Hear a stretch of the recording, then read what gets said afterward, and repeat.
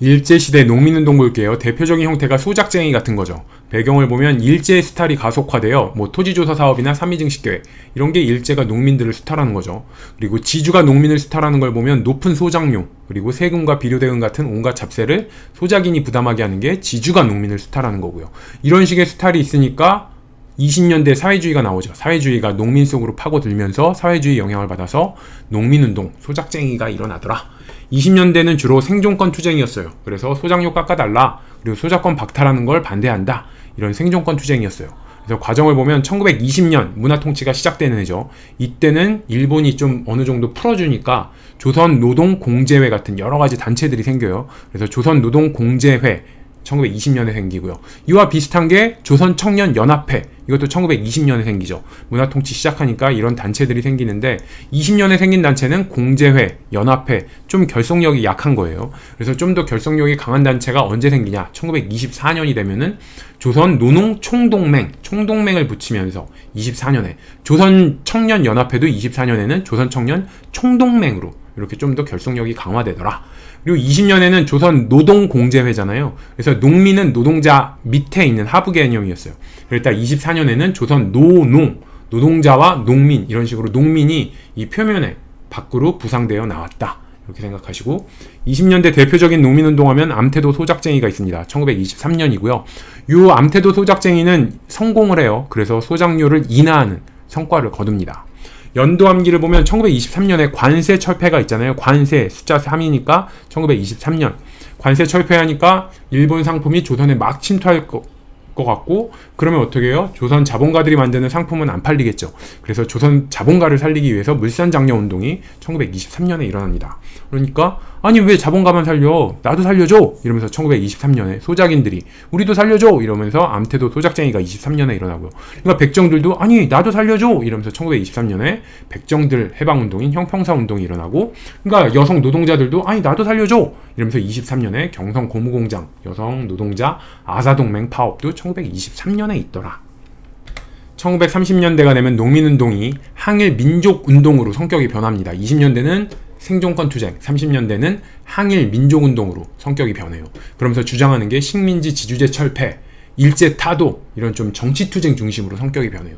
왜 이렇게 변하냐? 이 사회주의와 점점 더 연계가 되면서 농민조합들이 혁명적 농민조합으로 변모가 되는 거예요. 그래서 혁명적 농민조합이라는 게 이름에서 혁명적, 이런 얘기가 나오잖아요. 요거랑 같은 뜻의 적색 농민조합이 있어요. 이것도 왠지 사회주의가 깊게 침투해 들어간, 그래서 어떻게 보면 좀 약간 빨간색 느낌이 나는, 그래서 적색 농민조합, 사회주의가 깊게 개입하다 보니까 아무래도 비합법적인 항일투쟁 중심으로 벌어지게 되더라, 이렇게 생각을 하시고, 이렇게 좀 정치적인 성격의 항일 민족운동으로 농민운동이 변모하니까 일제가 안 되겠다 그러면서 농민들을 달래기 위해서 농촌진흥운동을 1932년에 추진을 하죠. 그러면서 조선소작 조정령이라든지 조선농지령 이런 걸 발표를 하게 됩니다. 자, 변천을 보면 1920년 문화통치 시작할 때 조선노동공제회, 좀 결속력이 약한 공제회가 1920년에 만들고, 이때는 농민부가 노동조직 산하에 있었어요. 그래서 1924년에는 조선노농총동맹이라고 결속력이 강화되면서 농민이 밖으로 튀어나오는, 그 노동조직의 산하에 있는 게 아니고 농민이 별도로 나와서 노농총동맹 이랬다가 1927년이 되면 조선농민총동맹, 조선노동총동맹, 이런 식으로 노농, 24년에 노농이었던 게 27년에는 농민 따로, 노동자 따로 이렇게 변모가 돼요. 그래서 27년에 조선농민총동맹, 조선노동총동맹 이렇게 분리가 되더라. 이걸 외우기 위해서는 27년은 신간회가 만들어진 해죠. 그래서 신간회는 뭐예요? 좌우 합작이잖아요. 좌와 우가 서로 손을 잡을 때 노동자와 농민은 서로 분리가 돼서 농민총동맹, 노동총동맹 이런 식으로 분리되더라. 그래서 이게 노동자와 농민이 분리된 건 신간회가 만들어진 1927년, 이렇게 외우시고, 1930년대가 되면은 사회주의 색깔이 더 깊게 강해지면서 적색 농민조합이 된다고 그랬어요. 혁명적 농민조합이라고도 부르고요. 그래서 30년대는 사회주의와 더 친밀하게 결합하면서 항일투쟁, 정치투쟁으로 성격이 변하게 되더라. 이렇게 적색 농민조합이 1930년에 나오고 31년에 만주사변이 일어나죠. 전쟁이 일어나니까 농민을 더 착취를 하는 거예요. 그러니까 농민들은 더 사회주의에 물들게 되고, 일제가 보다가 안 되겠다, 농민을 달래야겠다 그러면서 32년부터, 만주사변 다음해인 32년부터 농촌진흥운동을 벌이더라. 이렇게 외우시면 돼요. 일제시대 노동운동 보면 노동민운동과 똑같아요. 1920년대는 임금 인상 요구와 같은 생존권 투쟁이었어요. 대표적인 게 경성 고무공장 여성 노동자들의 아사동맹 파업, 이게 있고요. 29년에 원산 총파업이 있습니다. 원산 노동자 총파업. 이거는 라이징선 석유회사에 일본인 감독이 한국인을 구타한 거예요. 그래서 이걸 계기로 해서 노동자들의 분노가 폭발해서 최대 파업을 벌였어요. 근데 일제가 엄청 강하게 탄압을 하는 거예요. 그래서 노동자들이 파업, 업무를 거부했다가 다시 업무에 복귀를 하면서 원산 총파업은 실패를 합니다. 반면에 암태도 소작쟁이는 성공한다고 그랬죠. 그래서 소작료를 어느 정도 인하를 시키는데 이 원산 총파업, 원산 노동자 총파업은 실패를 하더라. 이렇게 비교해서 외우시고, 이 연도한기 1929년 요거는 이렇게 했었죠. 광주 학생운동, 원산 노동자 총파업, 갑산 화정민 항일운동, 셋 다 신간회가 지원을 해준 운동들이죠. 신간회가 학생운동, 노동자운동, 농민운동 다 지원을 해줬어요. 그래서 지역명이 나오고 어떤 계층, 학생, 원산, 노동자, 갑산, 화전민 이런 식으로 도시 이름이랑 같이 나오면 이건 신간회가 지원한 1929년에 있었던 일이다. 그래서 29년 연도암기 위해서 제가 어떻게 했죠? 이긍 이걸 붙이라고 했죠. 이구니까 이긍. 그래서 광주에서 학생운동이 이긍, 원산에서 노동자들이 총파업을 이긍, 갑산에서 화전민이 항일운동을 이긍 이걸 붙여서 29년이다. 이렇게 외우라고 그랬어요. 1930년대에는 이 농민운동과 마찬가지로 항일 민족운동으로 노동운동도 변모가 돼요. 이것도 마찬가지로 사회주의와 연계된 비합법적 조직인 혁명적 노동조합, 이거를 사회주의와 더 깊게 연결돼서 적색 노동조합이라고도 말을 하고요. 이것도 똑같이 항일 민족운동, 항일투쟁을 벌이게 되더라. 그러면서 30년대는 더더욱이나 파업투쟁 건수가 급격하게 증가를 하고요. 공장을 점거하는 등의 어떤 쟁의 내용도 점점 과격해집니다. 왜 그러냐면 1929년부터 대공황이 시작되잖아요. 이러면서 살기가 더 어려워지니까 투쟁 건수가 더 증가하더라. 30년대 대표적인 노동운동 보면 단천산림조합 시행령 반대운동이 있습니다. 그럼 단천산림조합 시행령이 뭐냐? 시행령을 이 당시에 내린다는 거는 일제시대잖아요. 일제가 시행령을 내렸겠죠. 그래서 어떤 시행령이냐? 일제시대에 나온 시행령이니까 산림조합이잖아요. 그래서 산에 있는 나무 맘대로 캐지 마!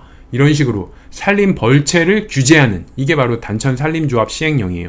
이거에 대해서 산에서 나무를 못 캐게 하니까 이거에 대해서 반대운동을 벌인 게 1930년 단천산림조합 시행령 반대운동이다. 그리고 단천산림조합 시행령이잖아요. 이 단천을 다쳐라고 여기서 다쳐, 산림이 나무잖아요. 그래서 나무 캐면 다쳐, 이게 바로 단천산림조합 시행령이다. 그리고 이거에 대한 반대운동이 1930년에 있었다. 이렇게 생각하세요. 노동단체 변천 보면 농민할 때랑 똑같아요. 처음에 1920년 문화통치 시작할 때는 조선노동공제회로 농민과 노동자가 같이 노동공제회에 같이 있었어요. 그랬다가 24년이 되면 노동자, 농민을 표면에 내세우면서 조선노농총동맹으로 결속력이 좀 더 강화되고요. 그랬다 27년 신간회가 만들어진 27년 좌우 합작이 될 때 노동자와 농민이 분리되면서 조선노동총동맹, 조선농민총동맹으로 분리가 되고요. 1930년, 30년대가 되면 사회주의와 더 깊숙이 관계를 맺으면서 적색 노동조합 혹은 비합법적 조직인 혁명적 노동조합, 요 운동이 벌어지게 됩니다. 국외 이주동포의 삶 볼게요. 만주 하면은 이 세도정치 수탈 피하기 위해서 우리 국민들이 이 두만강 넘어 간도로 많이 이주를 했어요. 그리고 1910년대 이후에는 신민회가 독립운동기지를 해외에 건설하는 과정에서 서간도 삼원보 이런 데다 독립운동기지 건설을 하게 되죠. 그리고 이 만주에서 우리 동포들이 시련을 겪은 걸 보면 간도참변 있죠. 우리 독립군 지원해주다 일제가 그냥 싹 죽이는 간도참변이 있고요. 미스야 협정이 있고 만보산 협정이 있습니다. 미스야 협정은 중국 애들 너희들 미스야, 일본이랑 손잡다니 너희들 미스야, 이렇게 외우라고 그랬고, 만보산 사건은 만주 사건 보름 전에 일본 애들이 한국과 중국인 간에 서로 이간질을 해서 싸우게 만든 사건이다. 이렇게 외우라고 그랬죠. 자, 연해주는 소련이고요. 러시아. 그래서 연해주에 있던 우리 동포들의 시련을 보면 대표적인 게 자유시 참변이 있어요. 그리고 중앙아시아로 강제 이주된 사건이 있습니다. 그러니까 연해주에 우리 동포들이 살고 있었는데 이게 일제 침략의 빌미가 되는 걸 방지하기 위해서 연해주에 살고 있는 사람을 저 머나먼 중앙아시아로 강제로 그냥 옮겨가 버린 거예요. 그렇게 옮겨간 사람들을 까레이스키라고 말합니다. 그래서 연해주에서 살다, 연해주만 해도 우리 한반도랑 가까우니까 그렇게 살다가 저 머나먼 엄청 낯선 중앙아시아 가서 살게 된 사람들을 까레이스키라고 부르더라. 이렇게 생각하시고, 상해 관련해서는 상해는 중국 각국의 외교 공사관이 모인 곳이죠. 요 정도 특징 생각하시면 되고, 여기는 여러 나라의 공사관들이 모여 있으니까 여기서 어떤 우리 제외 동포들이 막 시련을 겪거나 이런 건 별로 없어요. 일본에서 우리 동포가 시련을 겪은 대표적인 건 관동 대지진이죠. 1923년에 당시 관동 대지진이 일어나니까 이게 다 조선인 때문이다 이러면서 조선 사람 엄청나게 많이 죽었죠. 그래서 관동 대지진이 1923년에 일어나요. 그러니까 이걸 보고 그 당시 김지섭이라는 사람이 일본에 있었어요. 조선인 막 죽이는 거 보고 이 일본 놈들 이를 부득부득 깔더니 관동 대지진 다음해인 1924년에 일본 황궁, 천황이 사는 일본 황궁 이중교에다 폭탄을 던져버리죠. 그래서 김지섭, 이거는 김치섭, 이렇게 해서 김치 싸대기를 일본 황궁, 일본 천황에게 때리려고 했다, 이렇게 외우라고 말씀드렸어요. 그리고 중일전쟁과 태평전쟁 이후로는 노동자들이 징용령에 의해서 석탄, 광산 등의 노동자로 우리 동포들이 거기서 고생을 했다. 미국 하와이 관련해서 우리가 알아야 되는 건, 하와이에는 사탕수수 농장에 일하러 노동 이민자들이 많이 갔어요. 근데 하와이 엄청 멀잖아요. 그러니까 어떻게 해요? 결혼은 해야겠고, 그래서 사진결혼, 사진만 보여주고 결혼을 하는 사진결혼이 실행이 됐습니다. 그래서 사진결혼하면 하와이를 연상을 하셔야 돼요. 이걸 외우기 위해서 이렇게 생각할게요. 하와이, 하를 그림화라고 생각하셔서 그림이 바로 사진이잖아요. 그러니까 그림 하에서 그림화를 연상하셔서 사진을 보고 하와이, 하이 인사를 했다. 그림을 보고 인사했다. 그러니까 사진만 보고 인사하고 결혼한 사진결혼을 하와이에서 그림을 연상하셔서 사진 보고 하이 인사를 했어. 사진결혼. 요렇게 사진결혼하면 하와이 연상하셔야 되고요. 또 하와이 하면 알아야 되는 게 박용만 대조선 국민군단, 이게 하와이에 있었던 거예요. 그래서 박용만 하면 하와이를 연상하셔야 돼요. 그래서 제가 어떻게 외우라고 그랬죠? 박용만이잖아요. 용마이, 니가 가라 하와이, 용마이 하와이. 뒤에 라임이 비슷하죠. 그래서 용마이, 니가 가라 하와이, 이렇게 해서 박용만은 하와이에 대조선 국민군단을 만들었다.